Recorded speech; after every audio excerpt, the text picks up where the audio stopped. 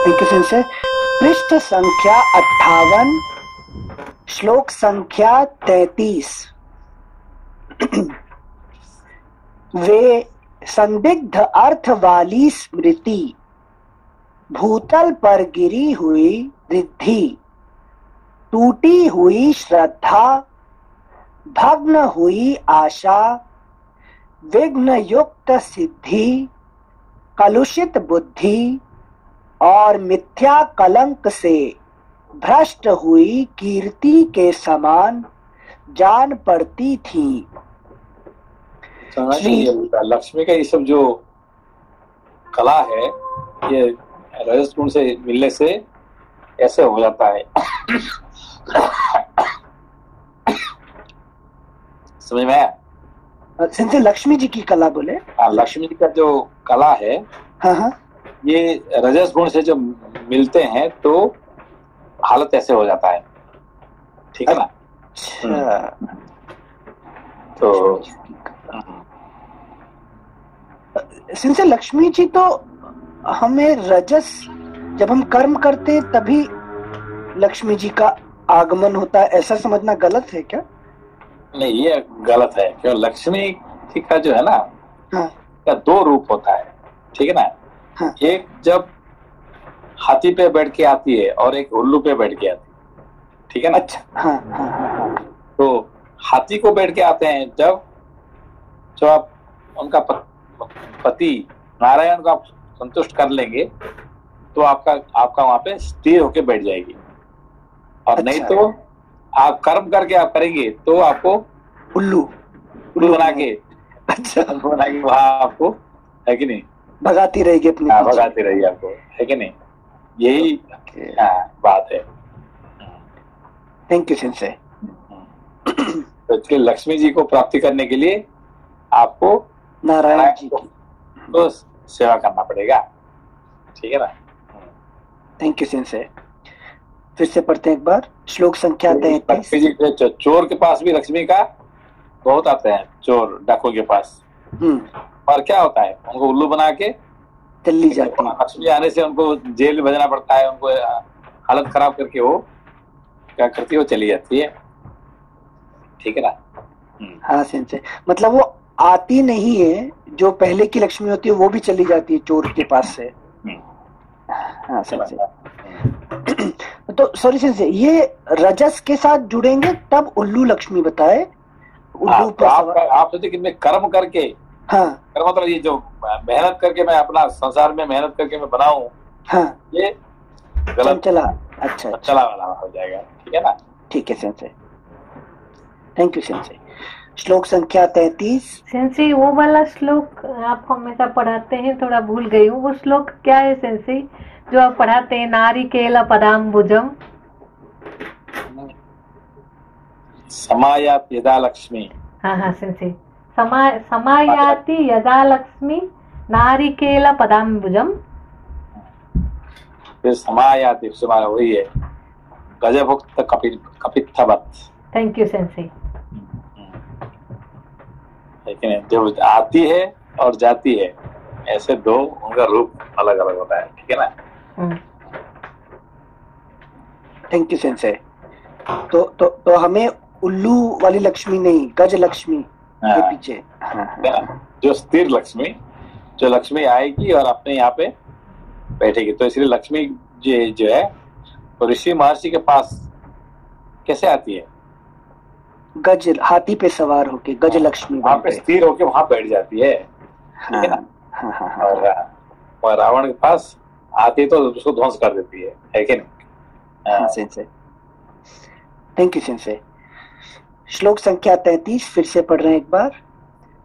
वे संदिग्ध अर्थ वाली स्मृति भूतल पर गिरी हुई रिद्धि, टूटी हुई श्रद्धा, भग्न हुई आशा, विघ्न युक्त सिद्धि, कलुषित बुद्धि और मिथ्या कलंक से भ्रष्ट हुई कीर्ति के समान जान पड़ती थीं। श्री रामचंद्र जी की सेवा में रुकावट पड़ जाने से उनके मन में बड़ी व्यथा हो रही थी।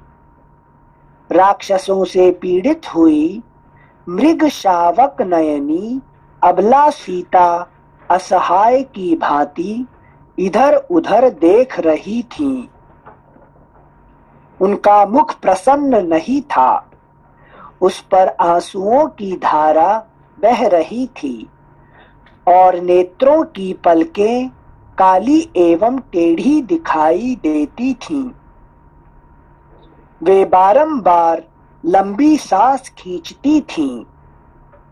अगला पृष्ठ संख्या 59, श्लोक संख्या 37। उनके शरीर पर मैल जम गई थी। वे दीनता की मूर्ति बनी बैठी थी तथा श्रृंगार और भूषण धारण करने के योग्य होने पर भी अलंकार शून्य थी। अतः काले बादलों से ढकी हुई चंद्रमा की प्रभा के समान जान पड़ती थी। अभ्यास न करने से शिथिल विस्मृत हुई विद्या के समान क्षीण हुई सीता को देखकर हनुमान जी की बुद्धि संदेह में पड़ गई। फिर से पढ़ रहे से 38 नंबर। अभ्यास न करने से शिथिल विस्मृत हुई विद्या के समान क्षीण हुई सीता को देखकर हनुमान जी की बुद्धि संदेह में पड़ गई। अलंकार समझ में आया ये अभ्यास ना करने से? जैसे विद्या ग्रहण मतलब अध्ययन कर लिया, ग्रहण और निधिध्यासन मतलब जो ध्यान करना होता है, धारण करना होता है, अगर बार बार अभ्यास नहीं करेंगे तो वो ज्ञान भूल जाते हैं, शिथिल हो जाता है, विस्मृति आ जाती है, ऐसा। हाँ, इसलिए विद्या को बार, इसलिए रोज हम क्या करते हैं, हम जानते हैं तो भी उसको बारंबार हम अध्ययन करते रहते हैं, अभ्यास करते रहते हैं, है कि नहीं? हाँ सिंचे, ये पराविद्या मतलब विजडम बन जाती है, उसके बाद भी अप्लाई तो होता है? कोई भी पराविद्या अपराविद्या कोई भी विद्या, हाँ। उसको अभ्यास ना करने से, आपने कोई भी लैंग्वेज पढ़ लिया तो उसको अभ्यास नहीं करने से वो क्या होता है, वो लैंग्वेज खत्म हो जाता है। हाँ सिंचे, हाँ अच्छा, ओके, थैंक यू सिंचे। श्लोक संख्या 39। अलंकार तथा स्नान अनुलेपन आदि अंग संस्कार से रहित हुई सीता व्याकरण आदि जनित संस्कार से शून्य होने के कारण अर्थांतर को प्राप्त हुई वाणी के समान पहचानी नहीं जा रही थी। हनुमान जी ने बड़े कष्ट से उन्हें पहचाना। फिर से पढ़ रहे से। अलंकार तथा स्नान अनुलेपन आदि अंग संस्कार से रहित हुई सीता व्याकरण आदि जनित संस्कार से शून्य होने के कारण अर्थांतर को प्राप्त हुई वाणी के समान पहचानी नहीं जा रही थी। हनुमान, ये समझ में आया?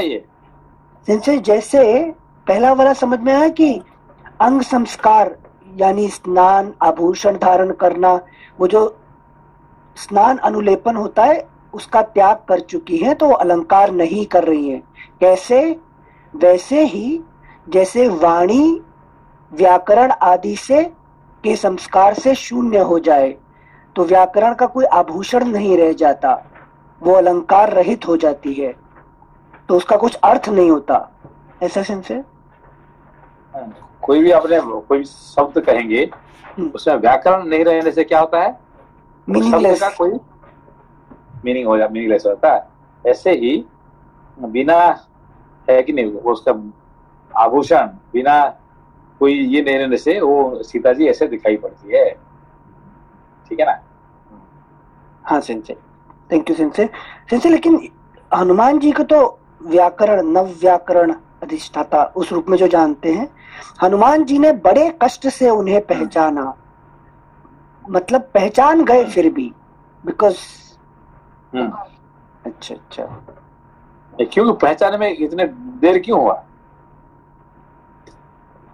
क्योंकि इनसे ना रानी की तरह रहनी है, ना अलंकार है, ना शोभा है, सब शिथिलता आ गई। देखिए नहीं, तो ऐसे अवस्था में पहचाना बड़ा मुश्किल है, ठीक है ना।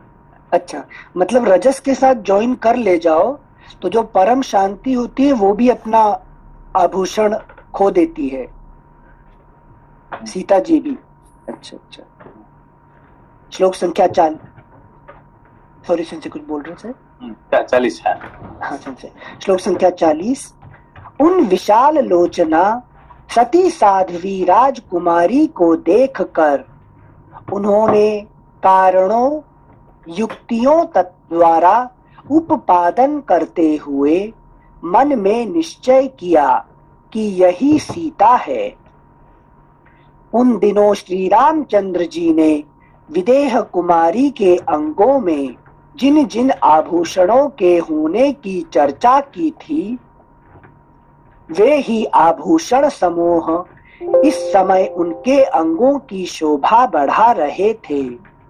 हनुमान जी ने इस बात की ओर लक्ष्य किया। सुंदर बने हुए कुंडल और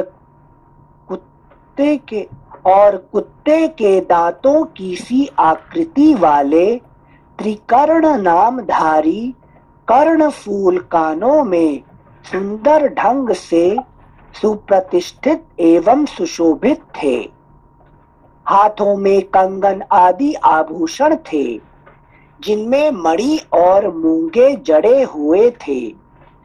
यद्यपि बहुत दिनों से पहने गए होने के कारण वे कुछ काले पड़ गए थे, तथापि उनके आकार प्रकार वैसे ही थे। हनुमान जी ने सोचा, श्री रामचंद्र जी ने जिनकी चर्चा की थी, मेरी समझ में ये वे ही आभूषण हैं। सीता जी ने जो आभूषण वहां गिरा दिए थे, उनको मैं इनके अंगों में नहीं देख रहा हूँ।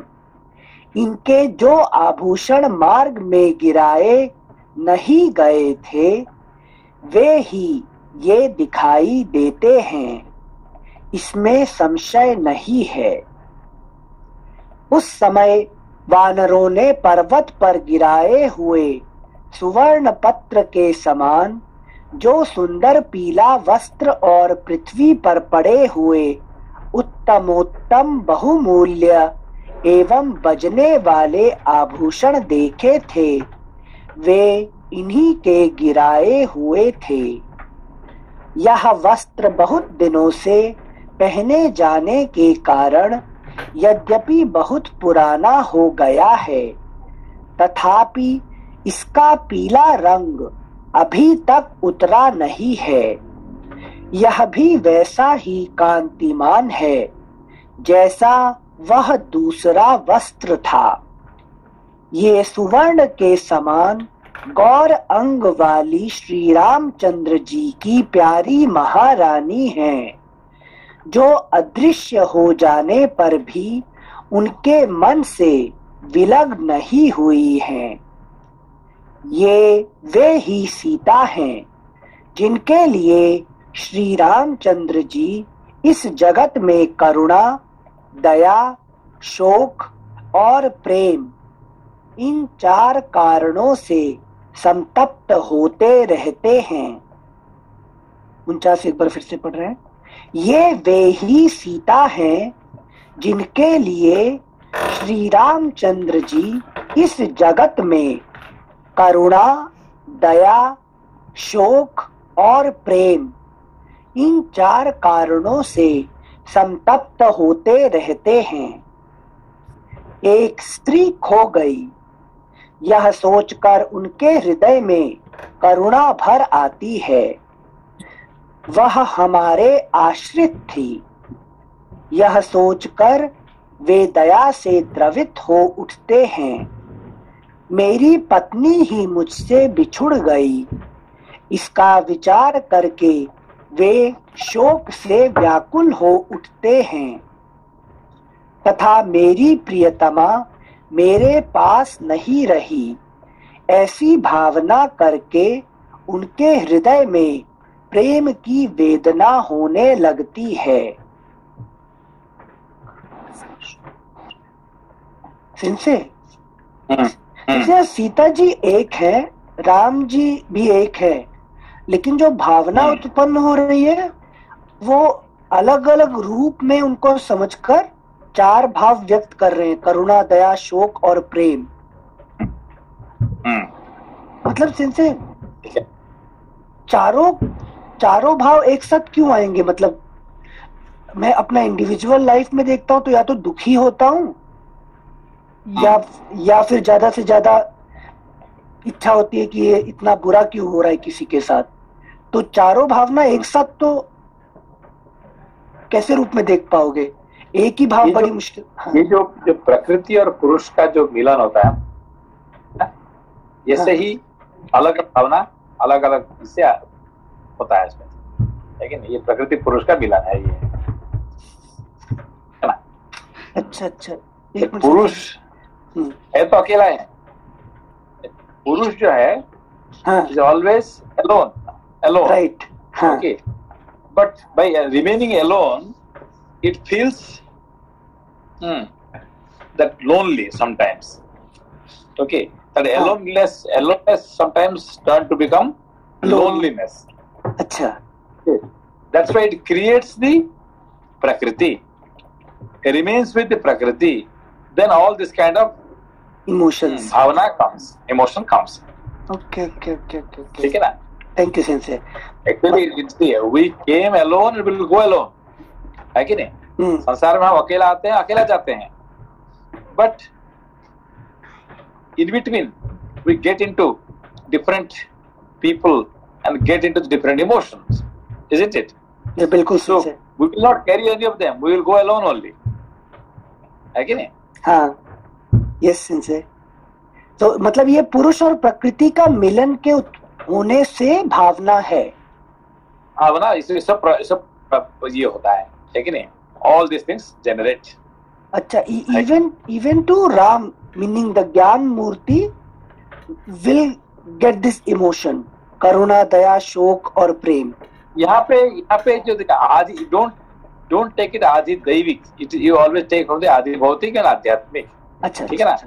अभी हमारे जिंदगी में जो होने वाला है, जो हो रहा है, उसके बारे में बात कर रहे हैं, है कि नहीं? Now whatever is talking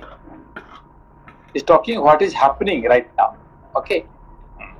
Thank you, Sensei. So don't think so Supreme Paramatma, why he has to cry? That's what Sati had a problem, है कि नहीं? Why Ram? If you say Ram is Paramatma, if you say he is Narayan, then why he has to cry? He knows that we can see everybody.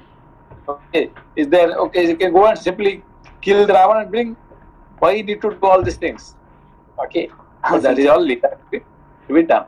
Okay. Acha. Since actually I was thinking more like once wisdom is there, even the origin of these emotion will stop. I thought in that sense. But यहाँ समझ रहे हैं कि अगर पुरुष और प्रकृति जुड़ेंगे तो ये भावना तो उत्पन्न होगी, चाहे ज्ञानी हो चाहे अज्ञानी हो. होगी. अच्छा. ये सबके साथ यही बात है. Thank you, Sensei. How they deal with is different, but emotion. Okay, Sensei. Will definitely come. Thank you, Sensei. Sensei एक बार 50 फिर से पढ़ लेंगे. सॉरी, एक बार 49 से पढ़ते हैं.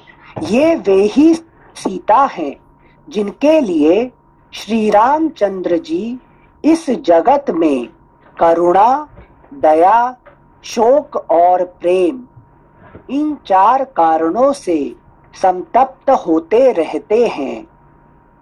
श्लोक संख्या. जो पुरुष जो है, ये पुरुष चार कारण से संतप्त होता रहता है. क्यों?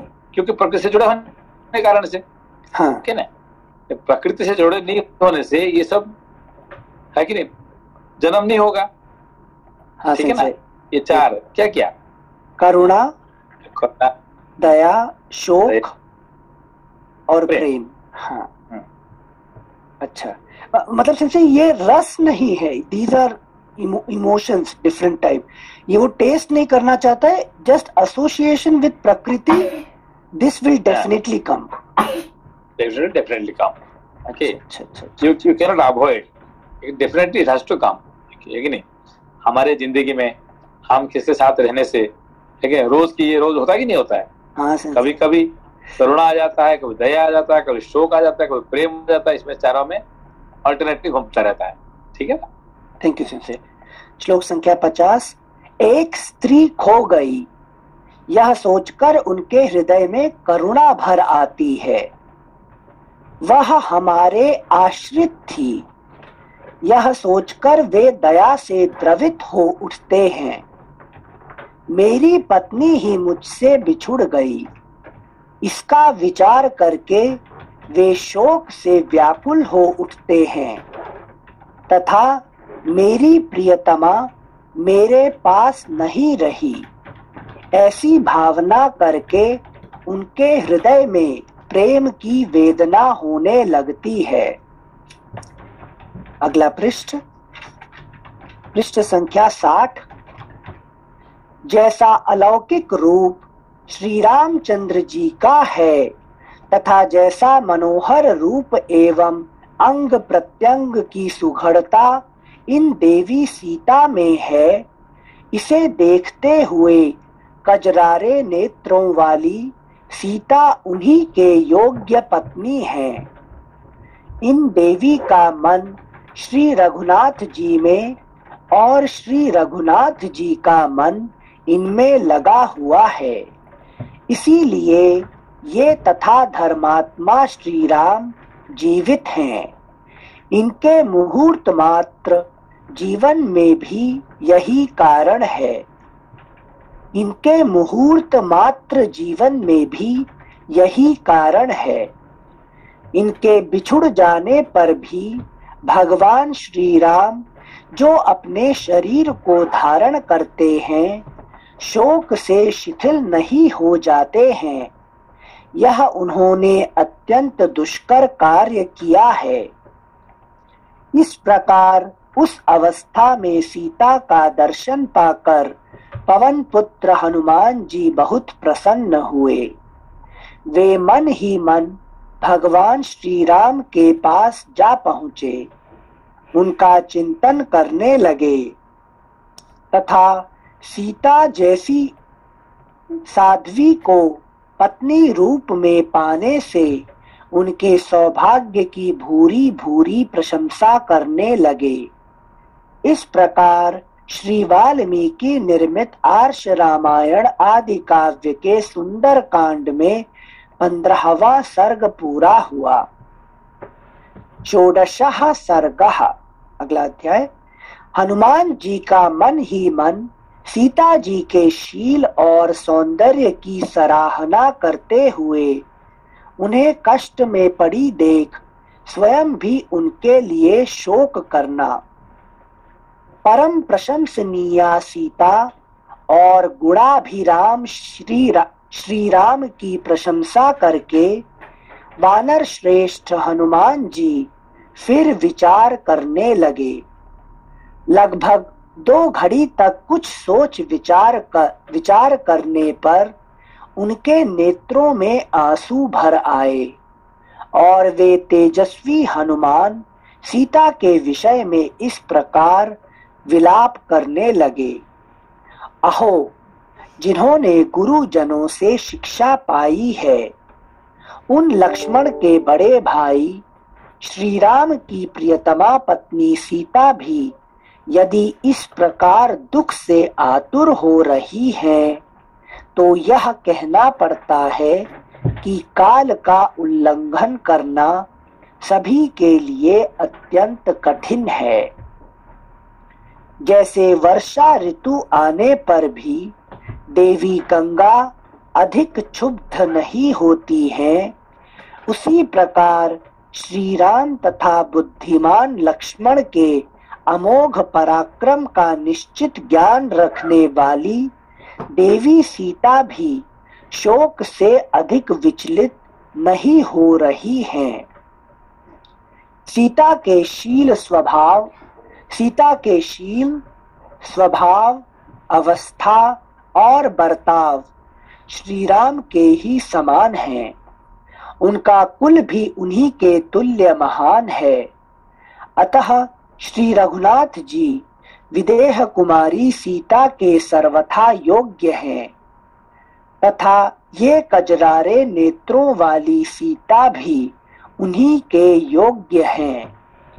नूतन सुवर्ण के समान दीप्तिमती और लोक कमनीया लक्ष्मी जी के समान शोभामयी श्री सीता को देखकर हनुमान जी ने श्री रामचंद्र जी का स्मरण किया और मन ही मन इस प्रकार कहा, इन्हीं विशाल लोचना सीता के लिए भगवान श्री राम ने महाबली वाली का वध किया और रावण के समान पराक्रमी कबंध को भी मार गिराया।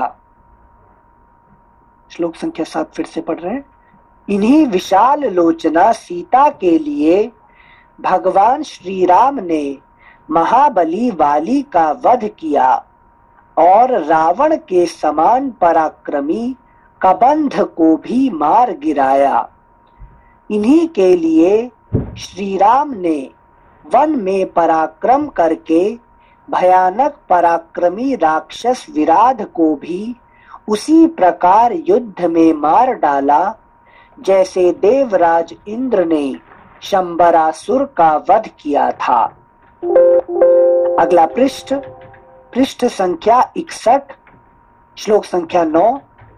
इन्हीं के कारण आत्मज्ञानी श्री रामचंद्र जी ने जनस्थान में अपने अग्निशिखा के सदृश तेजस्वी बाणों द्वारा भयानक कर्म करने वाले 14,000 राक्षसों को काल के गाल में भेज दिया और युद्ध में खर, त्रिशिरा तथा महातेजस्वी दूषण को भी मार गिराया।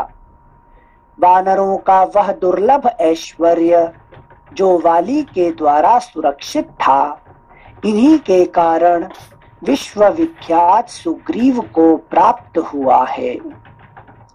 इन्हीं विशाल लोचना सीता के लिए मैंने नदों और नदियों के स्वामी श्रीमान समुद्र का उल्लंघन किया और इस लंकापुरी को छान डाला है। इनके लिए तो यदि भगवान श्री राम समुद्र पर्यंत पृथ्वी तथा सारे संसार को भी उलट देते तो भी वह मेरे विचार से उचित ही होता। एक ओर तीनों लोकों का राज्य और दूसरी ओर जनक कुमारी सीता को रखकर तुलना की जाए तो त्रिलोकी का सारा राज्य सीता की एक कला के बराबर भी नहीं हो सकता। श्लोक संख्या 14 फिर से पढ़ रहे हैं।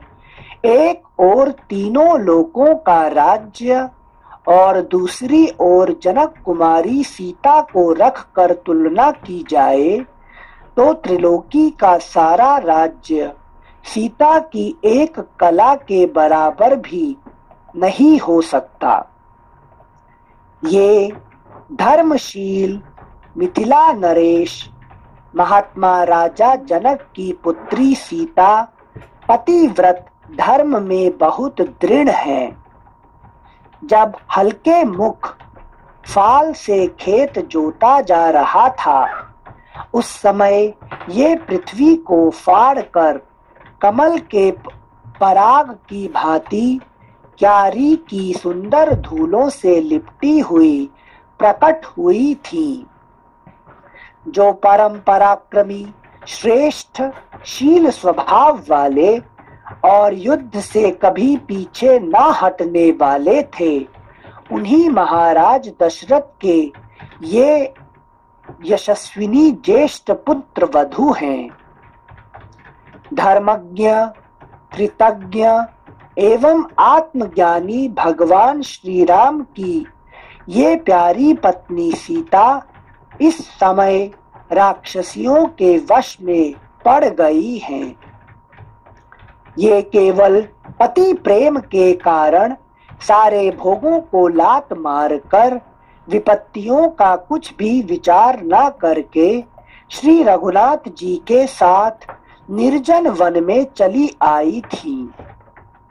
यहाँ आकर फल मूलों से ही संतुष्ट रहती हुई पति देव की सेवा में लगी रही और वन में भी उसी प्रकार परम प्रसन्न रहती थी जैसे राजमहलों में रहा करती थी। वे ही ये सुवर्ण के समान सुंदर अंग वाली और सदा मुस्करा कर बात करने वाली सुंदर सीता, जो अनर्थ भोगने के योग्य नहीं थी, इस यातना को सहन करती हैं। यद्यपि रावण ने इन्हें बहुत कष्ट दिए हैं, तो भी ये अपने शील, सदाचार एवं सतीत्व से संपन्न हैं, उसके वशीभूत नहीं हो सकी हैं। अतएव जैसे प्यासा मनुष्य पौंसले पर जाना चाहता है, उसी प्रकार श्री रघुनाथ जी इन्हें देखना चाहते हैं। जैसे राज्य से भ्रष्ट हुआ राजा पुनः पृथ्वी का राज्य पाकर बहुत प्रसन्न होता है, उसी प्रकार उनकी पुनः प्राप्ति होने से श्री रघुनाथ जी को निश्चय ही बड़ी प्रसन्नता होगी। ये अपने बंधु जनों से बिछुड़कर विषय भोगों को तिलांजलि दे केवल भगवान श्री रामचंद्र जी के समागम की आशा से ही अपना शरीर धारण किए हुए हैं। अगला पृष्ठ संख्या 62। ये ना तो राक्षसियों की ओर देखती हैं और न इन फल फूल वाले वृक्षों पर ही दृष्टि डालती हैं। सर्वथा एकाग्र चित्त हो मन की आंखों से केवल श्री राम का ही निरंतर दर्शन ध्यान करती हैं, इसमें संदेह नहीं है। निश्चय ही पति नारी के लिए आभूषण की अपेक्षा भी अधिक शोभा का हेतु है। ये सीता उन्हीं पति देव से बिछुड़ गई हैं, इसलिए शोभा के योग्य होने पर भी शोभा नहीं पा रही हैं। भगवान श्री राम इनसे बिछुड़ जाने पर भी जो अपने शरीर को धारण कर रहे हैं, दुख से अत्यंत शिथिल नहीं हो जाते हैं। यह उनका अत्यंत दुष्कर कर्म है। काले केश और कमल जैसे नेत्र वाली ये सीता वास्तव में सुख भोगने के योग्य हैं। इन्हें दुखी जानकर मेरा मन भी व्यथित हो उठता है। अहो, जो पृथ्वी के समान क्षमाशील और प्रफुल्ल कमल के समान नेत्रों वाली हैं, तथा श्री राम और लक्ष्मण ने जिनकी सदा रक्षा की है, वे ही सीता आज इस वृक्ष के नीचे बैठी हैं और ये विकराल नेत्रों वाली राक्षसियां इनकी रखवाली करती हैं। हिम की मारी हुई कमलिनी के समान इनकी शोभा नष्ट हो गई है। दुख पर दुख उठाने के कारण अत्यंत पीड़ित हो रही हैं तथा अपने सहचर से बिछुड़ी हुई चकवी के समान पति वियोग का कष्ट सहन करती हुई ये जनक किशोरी सीता बड़ी दयनीय दशा को पहुंच गई हैं। फूलों के भार से जिनकी डालियों के अग्रभाग झुक गए हैं, वे अशोक वृक्ष इस समय सीता देवी के लिए अत्यंत शोक उत्पन्न कर रहे हैं। फिर से पढ़ने से, फूलों के भार से जिनकी डालियों के अग्रभाग झुक गए हैं, वे अशोक वृक्ष इस समय सीता देवी के लिए अत्यंत शोक उत्पन्न कर रहे हैं तथा शिशिर का अंत हो जाने से वसंत की रात में उदित हुए शीतल किरणों वाले चंद्रदेव भी इनके लिए अनेक सहस्त्र किरणों से प्रकाशित होने वाले सूर्य देव की भांति संताप दे रहे हैं। इस प्रकार विचार करते हुए बलवान वानर श्रेष्ठ वेगशाली हनुमान जी का यह निश्चय करके कि ये ही सीता हैं, उसी वृक्ष पर बैठे रहे। इस प्रकार श्री वाल्मीकि निर्मित आर्ष रामायण आदि काव्य के सुंदर कांड में 16वां सर्ग पूरा हुआ। सप्तदशः सर्गः। जिनसे 39 श्लोक के अंदर एक मिनट से वापस से पढ़ेंगे। तथा शिशिर का अंत हो जाने से वसंत की रात में उदित हुए शीतल किरणों वाले चंद्रदेव भी इनके लिए अनेक सहस्त्र किरणों से प्रकाशित होने वाले सूर्य देव की भांति संताप दे रहे हैं। तो सिंसे यहाँ जो ऋतुओं का परिवर्तन है वो टाइम के चेंज के लिए नहीं बता रहे हो, सिर्फ उपमा देने के लिए बता रहे हैं या टाइम बदल गया, शिशिर का अंत हो गया? मतलब ऋतुएं बदल गई? नहीं ऋतु का बदल नहीं कर रहे हैं, यहाँ पे जो है उपमा देने के लिए कह रहे हैं। अच्छा ये सब उपमा अलंकार है। ओके सेंस, ठीक है ना? हाँ सेंस। ये भाषा को और थोड़ा स्ट्रॉन्ग करने के लिए इसे उपमा दिया गया है सर। Okay sense. हाँ, क्योंकि उस टाइम जब सुग्रीव को डांटा था लक्ष्मण जी ने, तब उस टाइम ऋतु का परिवर्तन हुआ था, लेकिन यहाँ सिर्फ रेफर कर रहे हैं ना जैसे। अच्छा, हमें लगा हनुमान जी वेट कर रहे थे वसंत आने तक का। वो टाइम चेंज नहीं हुआ है। ये उपमा दिया गया है सर। Thank you sense. अगला अध्याय सप्तदशः सर्गः। भयंकर राक्षसियों से घिरी हुई सीता के दर्शन से हनुमान जी का प्रसन्न होना। तदनंतर वह दिन बीतने के पश्चात कुमुद समूह के समान श्वेत वर्ण वाले तथा निर्मल रूप से उदित हुए चंद्रदेव स्वच्छ आकाश में कुछ ऊपर को चढ़ आए। उस समय ऐसा जान पड़ता था मानो कोई हंस किसी नील जलराशि में तैर रहा हो। निर्मल कांति वाले चंद्रमा अपनी प्रभा से सीता जी के, अगला पृष्ठ संख्या 63 श्लोक संख्या 2, अपनी प्रभा से सीता जी के दर्शन आदि में पवन कुमार हनुमान जी की सहायता सी करते हुए अपनी शीतल किरणों द्वारा उनकी सेवा करने लगे। उस समय उन्होंने पूर्ण चंद्रमा के समान मनोहर मुख वाली सीता को देखा, जो जल में अधिक बोझ के कारण दबी हुई नौका की भांति शोक के भारी भार से मानो झुक गई थी।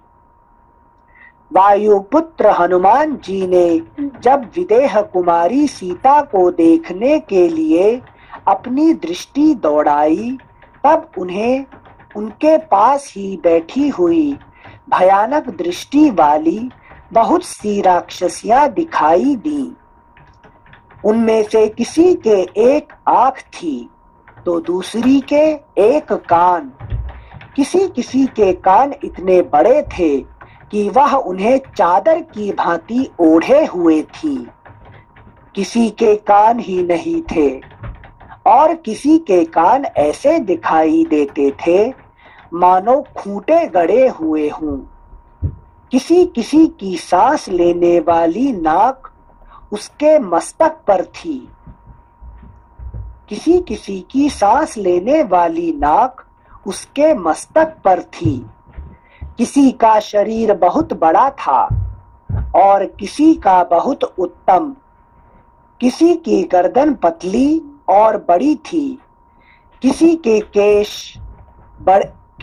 केश उड़ गए थे और किसी किसी के माथे पर केश उगे ही नहीं थे। कोई कोई राक्षसी अपने शरीर के केशों का ही कंबल धारण किए हुए थी। किसी के कान और ललाट बड़े बड़े थे तो किसी के पेट और स्तन लंबे थे। किसी के ओठ बड़े होने के कारण लटक रहे थे तो किसी के थोड़ी में ही सटे हुए थे। किसी का मुंह बड़ा था और किसी के घुटने। कोई नाटी, कोई लंबी, कोई कुबड़ी, कोई टेढ़ी मेढ़ी, कोई बवनी, कोई विकराल, कोई टेढ़े मुंह वाली, कोई पीली आंख वाली और कोई विकट मुंह वाली थी। कितनी ही राक्षसियां बिगड़े शरीर वाली, काली पीली, क्रोध करने वाली और कलह पसंद करने वाली थी। उन सब ने काले लोहे के बने हुए बड़े बड़े शूल, कूट और मुदगर धारण कर रखे थे। कितनी ही राक्षसियों के मुख सूअर, मृग, सिंह, भैंस, बकरी और सियारिनों के समान थे। कितने ही पैर हाथियों के समान, किन्हीं के ऊंटों के समान और किन्हीं के घोड़ों के समान थे। किन्हीं किन्हीं के सिर कबंध की भांति छाती में स्थित थे, अतः गड्ढे के समान दिखाई देते थे, अथवा किन्हीं किन्हीं के सिर में गड्ढे थे। किन्हीं के एक हाथ थे तो किन्हीं के एक पैर। किन्हीं के कान गदहों के समान थे तो किन्हीं के घोड़ों के समान। किन्हीं किन्हीं के कान गौओं, हाथियों और सिंहों के समान दृष्टिगोचर होते थे। किन्हीं की नासिकाएं बहुत बड़ी थी और किन्हीं की तिरछी। किन्हीं किन्हीं के नाक ही नहीं थी। कोई कोई हाथी की सूंड के समान नाक वाली थी और किन्हीं किन्हीं की नासिकाएं ललाट में ही थी, जिनसे वे सांस लिया करती थी। किन्हीं के पैर हाथियों के समान थे और किन्हीं के गौओं के समान। कोई बड़े बड़े पैर धारण करती थी और कितनी ही ऐसी थी जिनके पैरों में चोटी के समान केश उगे हुए थे। बहुत सी राक्षसियां बेहद लंबे सिर और गर्दन वाली थी और कितनों के पेट तथा स्तन बहुत बड़े बड़े थे। किन्हीं के मुंह और नेत्र सीमा से अधिक बड़े थे। किन्हीं किन्हीं के मुखों में बड़ी बड़ी जिह्वाएं थीं और कितनी ही ऐसी राक्षसियां थीं जो बकरी, हाथी, गाय, सूअर, घोड़े, ऊंट और गदहों के समान मुंह धारण करती थीं। इसीलिए वे देखने में बड़ी भयंकर थी। अगला पृष्ठ संख्या 64। किन्हीं के हाथ में शूल थे तो किन्हीं के मुदगर। कोई क्रोधी स्वभाव की थी तो कोई कलह से प्रेम रखती थी।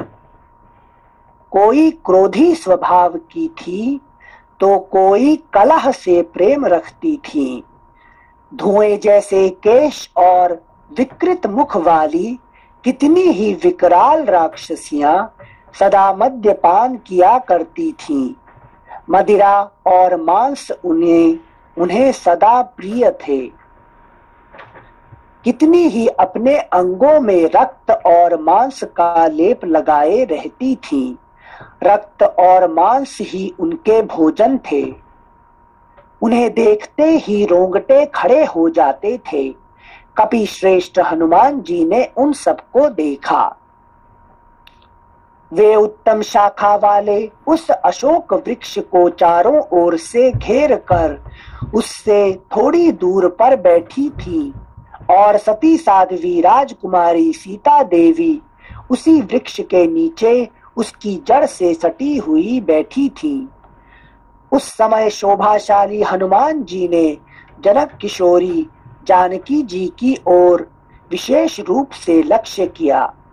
उनकी कांति फीकी पड़ गई थी, वे शोक से संतप्त थी और उनके केशों में मैल जम गई थी। जैसे पुण्य क्षीण हो जाने पर कोई तारा स्वर्ग से टूटकर पृथ्वी पर गिर पड़ी हो, उसी तरह वे भी कांतिहीन दिखाई देती थी। वे आदर्श चरित्र, पातिव्रत्य से संपन्न तथा इसके लिए सुविख्यात थी। उन्हें पति के दर्शन के लिए लाले पड़े थे। वे उत्तम भूषणों से रहित थी, तो भी पति के वात्सल्य से विभूषित थीं। पति का स्नेह ही उनके लिए श्रृंगार था। राक्षस राज रावण ने उन्हें बंदिनी बना रखा था। वे स्वजनों से बिछुड़ कर गई थी। जैसे कोई हथिनी अपने यूथ से अलग हो गई हो, यूथ पति के स्नेह से बंधी हो और उसे किसी सिंह ने रोक लिया हो, रावण की कैद में पड़ी हुई सीता की भी वैसी ही दशा थी। वे वर्षा काल बीत जाने पर शरद ऋतु के श्वेत बादलों से घिरी हुई चंद्र रेखा के समान प्रतीत होती थी। जैसे वीणा अपने स्वामी की अंगुलियों के स्पर्श से वंचित हो, वादन आदि की क्रिया से रहित अयोग्य अवस्था में मूक पड़ी रहती है, उसी प्रकार सीता पति के संपर्क से दूर होने के कारण महान क्लेश में पड़कर ऐसी अवस्था को पहुंच गई थी जो उनके योग्य नहीं थी। पति के हित में तत्पर रहने वाली सीता राक्षसों के अधीन रहने के योग्य नहीं थी।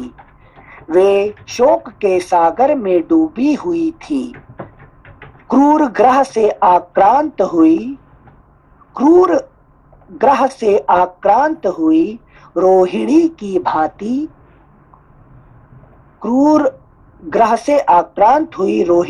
भांति वे वहां उन राक्षसियों से घिरी हुई थी। हनुमान जी ने उन्हें देखा। वे पुष्पहीन लता की भांति श्रीहीन हो रही थी। उनके सारे अंगों में मैल जम गई थी। केवल शरीर सौंदर्य ही उनका अलंकार था। वे कीचड़ से लिपटी हुई कमल नाल की भांति शोभा और अशोभा दोनों से युक्त थी। मैले और पुराने वस्त्र से ढकी हुई मृग शावक नयनी भामिनी सीता को कपिवर हनुमान ने उस अवस्था में देखा।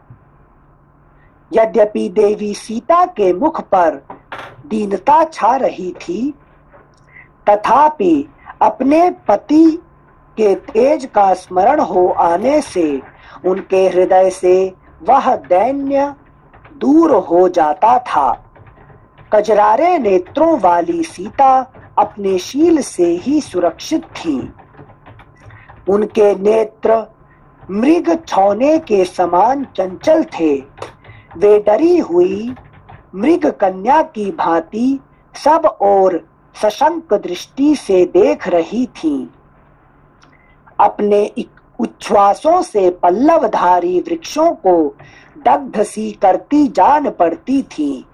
शोक की मूर्ति मती प्रतिमा सी दिखाई देती थी और दुख की उठी हुई तरंग सी प्रतीत होती थी। उनके सभी अंगों का विभाग सुंदर था। यद्यपि वे विरह शोक से दुर्बल हो गई थी, तथापि आभूषणों के बिना ही शोभा पाती थी। इस अवस्था में मिथिलेश कुमारी सीता को देखकर, अगला पृष्ठ संख्या 65, सीता को देखकर पवन पुत्र हनुमान को उनका पता लग जाने के कारण अनुपम हर्ष प्राप्त हुआ। मनोहर नेत्रों वाली सीता को वहां देखकर हनुमान जी हर्ष के आंसू बहाने लगे। उन्होंने मन ही मन श्री रघुनाथ जी को नमस्कार किया। सीता के दर्शन से उल्लसित हो श्री राम और लक्ष्मण को नमस्कार करके पराक्रमी हनुमान वहीं छिप रहे। इस प्रकार श्री वाल्मीकि निर्मित आर्ष रामायण आदि काव्य के सुंदर कांड में 17वां सर्ग पूरा हुआ। अगला अध्याय 18 सर्गः। अपनी स्त्रियों से घिरे हुए रावण का अशोक वाटिका में आगमन और हनुमान जी का उसे देखना। इस प्रकार फूले हुए वृक्षों से सुशोभित उस वन की शोभा देखते और विदेह नंदिनी का अनुसंधान करते हुए हनुमान जी की वह सारी रात प्रायः बीत चली। केवल एक पहर रात बाकी रही। रात के उस पिछले पहर में 6 अंगों सहित संपूर्ण वेदों के विद्वान तथा श्रेष्ठ यज्ञों द्वारा यजन करने वाले ब्रह्म राक्षसों के घर में वेद पाठ की ध्वनि होने लगी, जिसे हनुमान जी ने सुना। तदनंतर मंगल वाद्यों तथा श्रवण सुखद शब्दों द्वारा महाबली महाबाहु दशामुख रावण। हाँ भैया सर, एक क्वेश्चन था सर। सर नमस्कार सर। हाँ सर, ये जो अभी एक जो लास्ट पैरा है, ये क्या नाम, दूसरा नंबर श्लोक, रात के उस पिछले पहर में 6 अंगों सहित संपूर्ण वेदों के विद्वान तथा यज्ञ द्वारा मेरा यानी कि राक्षस के यहाँ, रावण के यहाँ भी वेदों का पाठ। एक मिनट, मेरा ये नहीं लग रहा है, मेरे ख्याल से प्रॉब्लम हो गया। हाँ सिंसे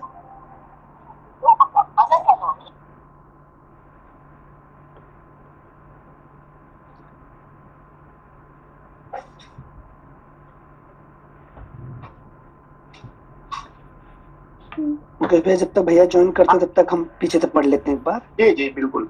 हाँ। श्लोक संख्या 1।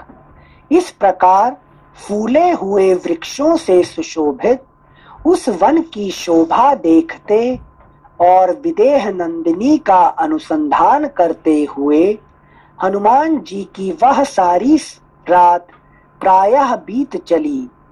केवल एक पहर रात बाकी रही।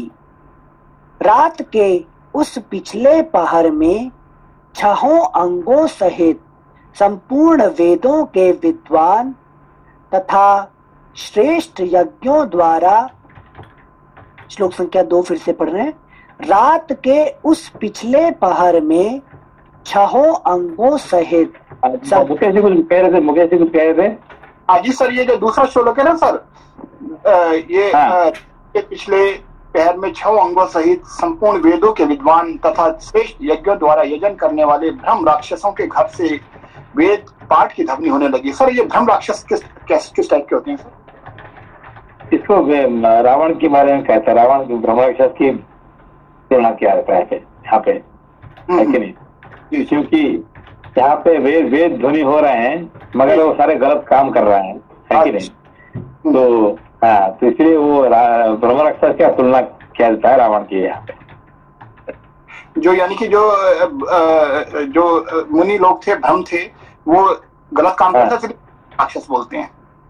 पाठ भी करते हैं, गलत काम भी करते हैं। हाँ, गलत काम भी करते हैं, है कि नहीं? तो ये रावण इसमें से, लेकिन एक तो दूसरी को स्त्री को चुरा के लाता है और यहाँ पे वेद पाठ भी करवाता है कि नहीं? अच्छा, ठीक है, thank you sir, thank you Anil ji, thank you भैया। सिंचा एक बार श्लोक संख्या 1 जस्ट फिर से पढ़ लेंगे, फिर एक प्रश्न आएगा यहाँ पे। श्लोक संख्या 1 में कह रहे हैं, इस प्रकार फूले हुए वृक्षों से सुशोभित उस वन की शोभा देखते और विदेह नंदिनी का अनुसंधान करते हुए हनुमान जी की वह सारी रात प्रायः बीत चली। केवल एक पहर रात बाकी रही। रात के उस पिछले पहर में 6 अंगों सहित संपूर्ण वेदों के विद्वान तथा श्रेष्ठ यज्ञों द्वारा यजन करने वाले ब्रह्म राक्षसों के घर में वेद पाठ की ध्वनि होने लगी, जिसे हनुमान जी ने सुना। तो सिंसे यहाँ ब्रह्म मुहूर्त हो गया है ना सुबह का, तो वहां पर वेद पाठ, जैसे विभीषण वगैरह जो रह रहे हो वहां पर वो वेद पाठ चालू कर दिए ब्रह्म मुहूर्त में। वो कहना चाह रहे थे क्या? नहीं, यहाँ पे जो रावण है ना, ये रावण यहाँ पे वेद पाठ कराता है, वो लेकिन शिव जी का अच्छे से श्लोक करता है, सब कुछ करता है, और यहाँ पे सारे गलत काम भी करता है कि नहीं? ये दोनों एग्जाम्पल, तो इसको कहते हैं ब्रह्म राक्षस, इसको एग्जाम्पल कहा जाता है उसको। ओके सेंसे, क्या? थैंक यू मुकेश भैया फॉर द प्रश्न। श्लोक संख्या 3, तदनंतर मंगल वाद्यों तथा श्रवण सुखद शब्दों द्वारा महाबली महाबाहु दशमुख रावण को जगाया गया।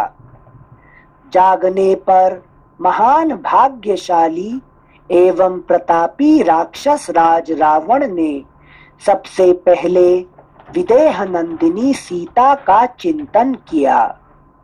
उस समय नींद के कारण उसके पुष्पहार और वस्त्र अपने स्थान से खिसक गए थे।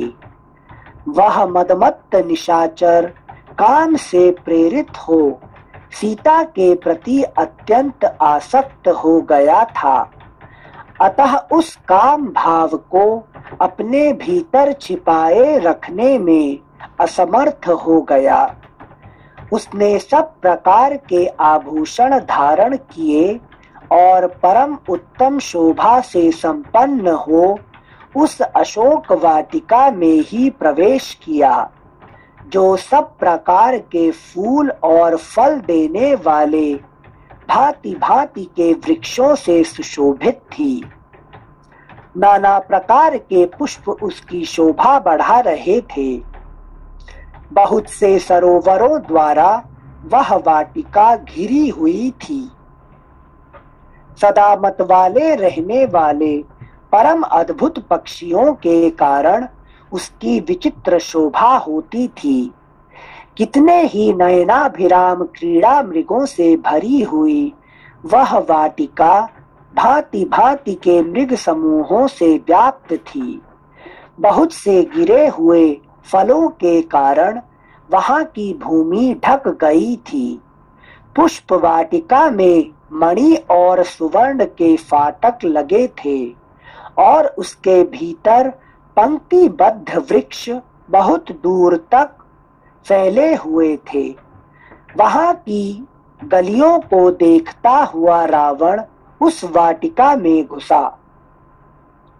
जैसे देवताओं और गंधर्वों की स्त्रियां देवराज इंद्र के पीछे चलती हैं, उसी प्रकार अशोक वन में जाते हुए पुलस्त्य रावण के पीछे पीछे लगभग 100 सुंदरियां गईं। उन युवतियों में से किन्होंने सुवर्णमय दीपक ले रखे थे, किन्हीं के हाथों में चंवर थे तो किन्हीं के हाथों में ताड़ के पंखे। अगला पृष्ठ संख्या 66, श्लोक संख्या 12। कुछ सुंदरियां सोने की झारियों में जल लिए आगे आगे चल रही थीं और कई दूसरी स्त्रियां गोलाकार वृषि नामक आसन लिए पीछे पीछे जा रही थीं। कोई चतुर चालाक युवती दाहिने हाथ में पेय रस से भरी हुई रत्न निर्मित चमचमाती कलशी लिए हुए थी। कोई दूसरी स्त्री सोने के डंडे से युक्त और पूर्ण चंद्रमा तथा राजहंस के समान श्वेत छत्र लेकर रावण के पीछे पीछे चल रही थी। जैसे बादल के साथ साथ बिजलियां चलती हैं, उसी प्रकार रावण की सुंदरी स्त्रियां अपने वीर पति के पीछे पीछे जा रही थीं। उस समय नींद के नशे में उनकी आंखें झपी जाती थीं। उनके हार और बाजू बंद अपने स्थान से खिसक गए थे, अंगराग मिट गए थे, चोटियां खुल गई थीं और मुख पर पसीने की बूंदें छा रही थीं। वे सुमुखी स्त्रियां अवशेष मद और निद्रा से झूमती हुई सी चल रही थीं। विभिन्न अंगों में धारण किए गए पुष्प पसीने से भीग गए थे और पुष्पमालाओं से अलंकृत केश कुछ कुछ हिल रहे थे। जिनकी आंखें मदमत्त बना देने वाली थीं, वे राक्षस राज की प्यारी पत्नियां अशोक वन में जाते हुए पति के साथ बड़े आदर से और अनुराग पूर्वक जा रही थी। उन सबका पति महाबली मंद बुद्धि रावण, उन सबका पति महाबली मंद बुद्धि रावण काम के अधीन हो रहा था। वह सीता में मन लगाए मंद गति से आगे बढ़ता हुआ अद्भुत शोभा पा रहा था। उस समय वायु नंदन कपिवर हनुमान जी ने उन परम सुंदरी रावण पत्नियों की करधनी का कलनाद और नूपुरों की झनकार सुनी। साथ ही अनुपम कर्म करने वाले तथा अचिंत्य बल पौरुष से संपन्न रावण को भी कपिवर हनुमान ने देखा, जो अशोक वाटिका के द्वार तक आ पहुंचा था। उसके आगे आगे सुगंधित तेल से भीगी हुई और स्त्रियों द्वारा हाथों में धारण की हुई बहुत सी मशालें जल रही थी, जिनके द्वारा वह सब ओर से प्रकाशित हो रहा था। वह काम, दर्प और मद से युक्त था। वह काम, दर्प और मद से युक्त था। उसकी आंखें टेढ़ी। ये रजोगुण का गुण है, लेकिन पहचानने का गुण है कि नहीं? ये काम, दर्प और मद, तीन रजोगुण का गुण है, पहचान है। अच्छा, पहचान है उनका। Thank you sensei. यह काम, दर्प और मद से युक्त था। उसकी आंखें टेढ़ी, लाल और बड़ी बड़ी थीं। वह धनुष रहित साक्षात कामदेव के समान जान पड़ता था। सिंसे आप बताए, काम, दर्प और मद रजस की पहचान है, लेकिन ये तीनों को मतलब जब तक हम एक्सप्रेस नहीं करेंगे, अंदर ही रहेगा, तो हम रजस को हम अंदर रख सकते हैं छुपाकर, कि अपने आप प्रखरित हो जाएगा, दिख जाएगा। ये नहीं, ये देखिए कि राम भी रजोगुण को इस्तेमाल करते हैं और रावण क्या होता है कि रजोगुण के द्वारा खुद परिचालित हो रहा है, ठीक है ना? यूज्ड बाय रजोगुण and Ram is using the रजोगुण, ठीक है ना? ओके सिंसे, हाँ सिंसे।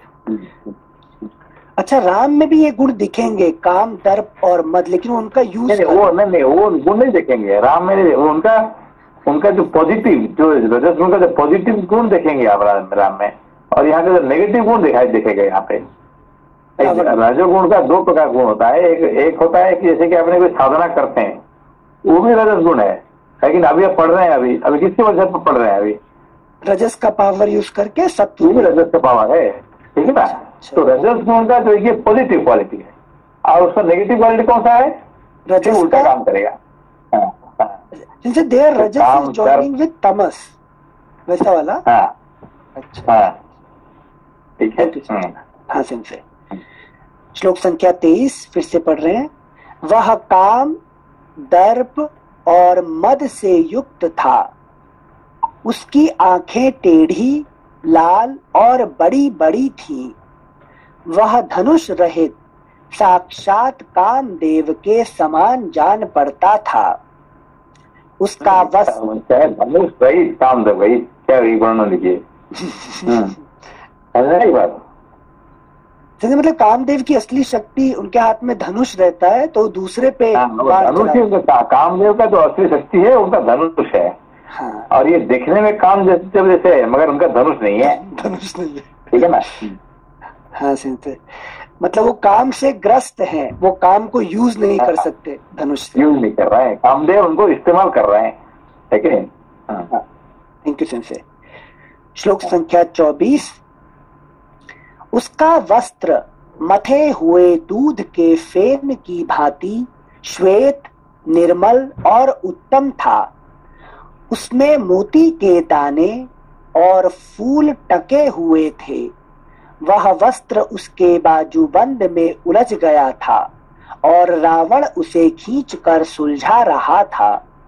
अशोक वृक्ष के पत्तों और डालियों में छिपे हुए हनुमान जी सैकड़ों पत्रों तथा पुष्पों से ढक गए थे।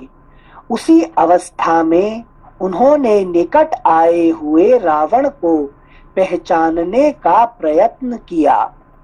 उसकी ओर देखते समय कपि श्रेष्ठ हनुमान ने रावण की सुंदरी स्त्रियों को भी लक्ष्य किया, जो रूप और यौवन से संपन्न थी। उन सुंदर रूप वाली युवतियों से घिरे हुए महायशस्वी राजा रावण ने उस प्रमदा वन में प्रवेश किया, जहां अनेक प्रकार के पशु पक्षी अपनी अपनी बोली बोल रहे थे। अगला पृष्ठ, पृष्ठ संख्या 67। वह मतवाला दिखाई देता था, उसके आभूषण विचित्र थे। उसके कान ऐसे प्रतीत होते थे मानो वहां खूंटे गाड़े गए हो। इस प्रकार वह विश्रवा मुनि का पुत्र महाबली राक्षस राज रावण हनुमान जी के दृष्टि पथ में आया। ताराओं से घिरे हुए चंद्रमा की भांति वह परम सुंदरी युवतियों से घिरा हुआ था। महातेजस्वी महाकपि हनुमान ने उस तेजस्वी राक्षस को देखा और देखकर यह निश्चय किया कि यही महाबाहु रावण है। पहले यही नगर में उत्तम महल के भीतर सोया हुआ था। ऐसा सोचकर वे वानर वीर महातेजस्वी पवन कुमार हनुमान जी जिस डाली पर बैठे थे वहां से कुछ नीचे उतर आए, क्योंकि वे निकट से रावण की सारी चेष्टाएं देखना चाहते थे।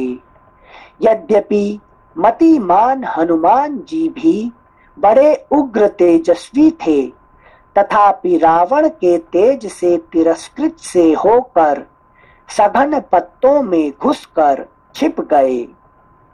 उधर रावण काले केश, कजरारे नेत्र, सुंदर कटी भाग और परस्पर सटे हुए स्तन वाली सुंदरी सीता को देखने के लिए उनके पास गया।